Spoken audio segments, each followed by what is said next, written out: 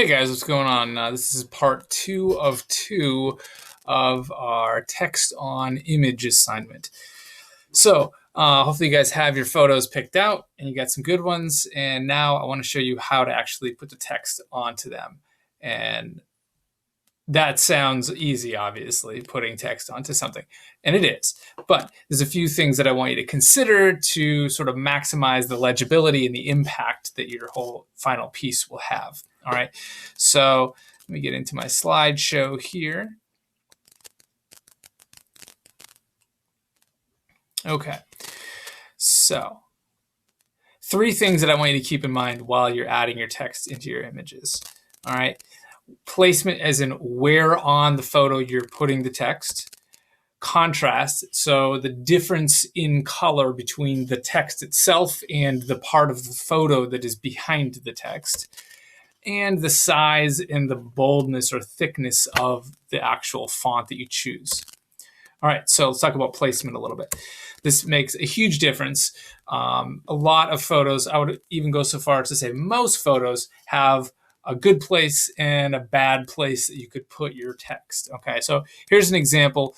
I've got this this picture here and some streaking headlights going through the bottom there, and my text is placed right on that area of the photo. That part of the photo is too busy. There's too much going on between the lights and the street and all this kind of thing. There's too much detail and too much busyness right there in that part. So this is not a good place to put it. All right. I could pull it down, and that's a much better place. You can much more easily read that text. So you can see there's a significant difference there. And another option that I could do is up at the top.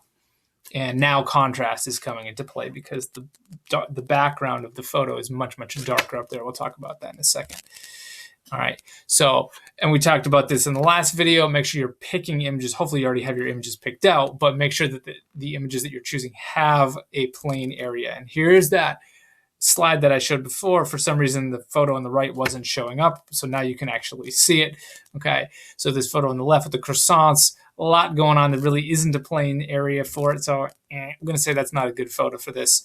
But this photo on the right with the pencil shavings, you can see that there's significant areas in this photo that are just plain white. So this is actually a really good one to use. All right, so second thing to consider is contrast. So what color is the plain area of your photo where you're going to put your text, and then what color are you going to make the text itself?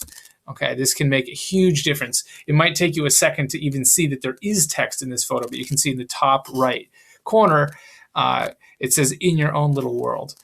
Now, I have picked a pretty good area in my photo to put it. Well, it's not my photo, but picked a good area in this photo to place the text. And you can see that's that top left, that top left going to the center is pretty plain. That's good.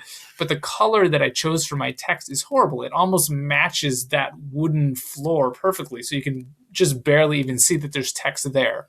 So let me change that a little bit, brighten it up a little, and you can see all of a sudden, oh, okay, I didn't change anything else. I didn't change the placement, the size, the font, anything like that. Just the color. And you can see, oh, okay, definitely pops a lot more. Let me brighten it up yet even a little bit more, and you can really see it now. Okay, so picking the right color makes a big difference. Now, this is all about brightness here. So this is brown, lighter brown, and technically it's white. It's probably a really, really light brown, but all right, so now let me go and show you an example using color. Okay, so here I've got the color. Again, I'm going back to that same brown, and the background being brown, it really does not stand out much. Now let me change only the color, but not the brightness this time. All right, you can see it's more legible. It's not great still. We're not where we need to be, but hopefully this illustrates the point that just the color itself can also add contrast. Okay, this is a little bit easier to read than the brown. Okay, now we start brightening it up and we really have good contrast here. Okay, so you can consider both of those. You need to consider at least one, but probably both. Yeah, so just go for good contrast. Okay, so the last thing is just considering the size and the boldness. Pretty straightforward. So here's an example here.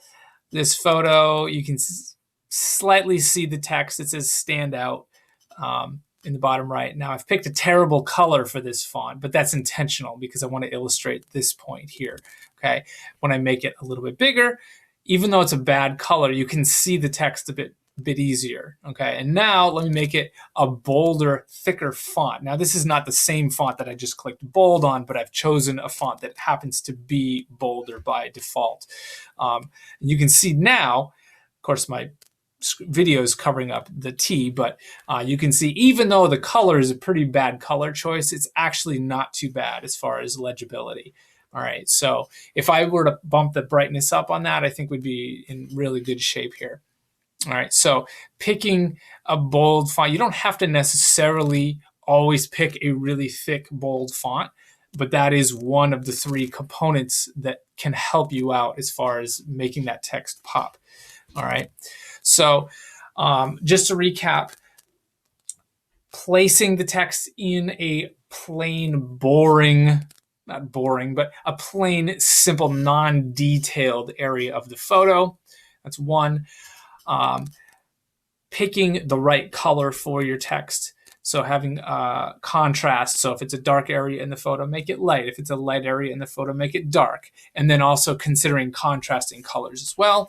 And then picking font or adjusting the size of the font and the boldness according to whatever you need in order to, push it to that highly legible place where it needs to be. So now a good test that you can do for this whole thing, for this whole assignment, is what you can do after you think you're done is you can stand up and you can actually back up maybe 6, 8, 10 feet from your computer screen, and you should be able to very easily read the text.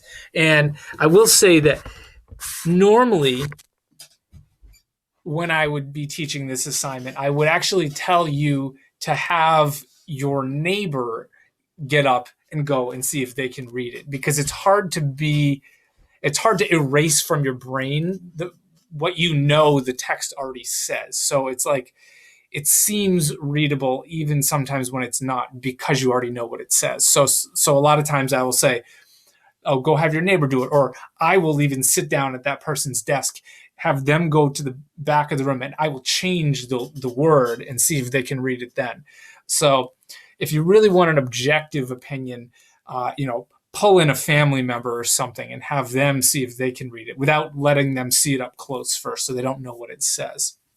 All right, so let me just pop into Photo P really quick here, and we're of course going to be using the text tool, type tool, whatever. So you just click that or hit T, and then you click wherever you want in your photo, and it's loading. There we go. Now you're going to be typing one single word, and it is an emotion, okay? And hopefully you chose 4 photos that sort of illustrate those 4 emotions like I mentioned in the last video. So now you're literally going to write whatever that emotion is, the word for that emotion, on your photo, okay? So I'm going to highlight this, and I am going to go and hunt for a font. And you may or may not recall, I mentioned this in a video a while back, but in Photo P, when you click on the font menu, that one to choose which font you want, it takes like 5 seconds. And probably the reason for that is there's like a bazillion fonts in there. So it's probably trying to load up all those previews and things like that. So give it a minute. It will load. Don't be too impatient with it. Okay. It will come. All right. So I've already chosen, let's see, what was I going to go for? I think it was indigo, I want to say. See if I can find it here. If you know what it's called, by the way, you could just type. There we go. Okay. But most of the time, you probably just want to scroll through. All right. I'm going to change my size. I definitely want this to be big, but I don't want to overlap the cat or any other detailed area in the photo. Okay. So now I'm going to grab my move tool here, and I'm going to pull this. That's a little tight, I think. I'm going to switch back to the text tool. I don't want it to feel really cramped either.